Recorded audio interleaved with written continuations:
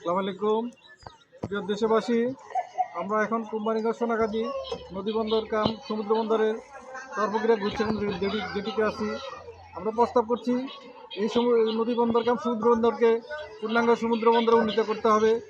12 ফেব্রুয়ারি নির্বাচন পরে পরবর্তী সরকার এই কোম্পানিগঞ্জ সোনাগাজী নদীবন্দর কাম সমুদ্র বন্দরকে সিঙ্গাপুর তুল্য আন্তর্জাতিক মানের সমুদ্র বন্দর করলে এখানে এনবিআর কর্তৃক একটা কাস্টমস অফিস করতে হবে, বিএডব্লিউ কর্তৃক এখানে বা শিপিং কর্পোরেশন কর্তৃক এখানে চিটাগং একটা পোর্ট ভবন করতে হবে এবং ঢাকা থেকে এই নদী বন্দরের দূরত্ব, এই সমুদ্র বন্দরের দূরত্ব ফেনী সোনাগাজী কোম্পানিগঞ্জের দূরত্ব চিটাগংয়ের তুলনায় 100 কিলোমিটার দূরত্ব কম হওয়ার কারণে এবং এখানে নদী 3 কিলোমিটার চওড়া।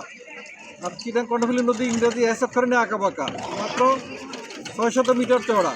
বিদেশি 200 বা 250 মিটার বেশি লম্বা জাহাজ চিটাং পোর্টে আসতে পারে না এবং চিটাং পাহাড়ি ডলে প্রত্যেক বছর ব্যয়বহুল ড্রেজিং করতে হবে বিধায় এখানে কোনো ব্যয়বহুল ড্রেজিং করা লাগবে না। এখানে নদী বঙ্গোপসাগর সন্দ্বীপ চ্যানেল সরাসরি বিধায় এখানে নদী 3 কিলোমিটার চওড়া বিধায় 500 বা 700 মিটারের লম্বা দুইটা জাহাজ একসাথে পাশাপাশি আসা যাওয়া করতে পারবে।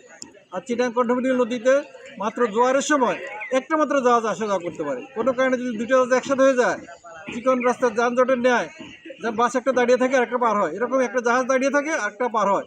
এবং 1971 সালে মহান স্বাধীনতা যুদ্ধের সময় বাবর সহ 3-4টা শিপ বোমারে ডুবিয়ে দেওয়াতে কর্ণফুলী নদীতে বিদেশি ক্যাপ্টেনরা বহির্নগর থেকে জাহাজ আমাদের চিটাং পোর্টে আনতে পারেন না, আমাদের বাংলাদেশি ক্যাপ্টেনরা ওই জাহাজটা নিয়ে আসতে হয় এবং একটি মাত্র জাহাজ শুধু আসা চলাচল করতে পারে, তাও জোয়ারের সময়। আর এখানে যদি এই কোম্পানির সোনাগাজী সমুদ্র বন্দরকে উন্নীত করলে এবং বন্দরকে এখানে 500 বা 700 মিটার দুটো জাহাজ একসাথে আসা যাওয়া করতে পারবে এবং আমাদের এখানে নদী ক্লিয়ার পরিষ্কার বিধায় এখানে জাহাজ চলাচলে একসাথে দুইটা আসা যাওয়ার কোনো অসুবিধা হবে না।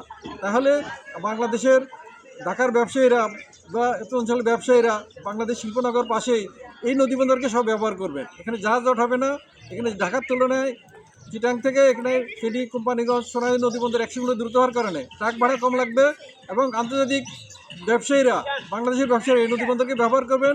ফলশ্রুতিতে এই নদীবন্দরের কারণে কোম্পানিগঞ্জ সোনাগাজী বৃহত্তর না হলে সারা বাংলাদেশে হাজার হাজার লোকের কর্মসংস্থান হবে এবং কোটি কোটি টাকা এখানে বিলিয়ন টাকা বিনিয়োগ হবে, আশেপাশে শত ইন্ডাস্ট্রি গড়ে উঠবে।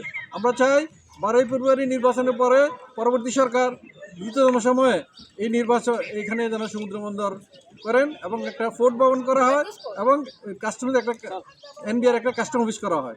ধন্যবাদ সবাইকে, থ্যাংক ইউ। ঘুরো ওদিকটা ঘুরবা, সব ঘুরো, পুরোটাই ঘুরো।